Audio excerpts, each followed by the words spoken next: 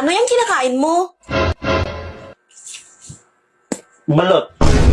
Kumakain ka pala niyan? Oo naman. Ang sarap nga ng lasa eh. Malinamnam nga eh. Kadiri ka naman. Ang daming balahibo. Daming balahibo ba yan? Ay, tingnan mo. Ay, oo nga. Daming balahibo.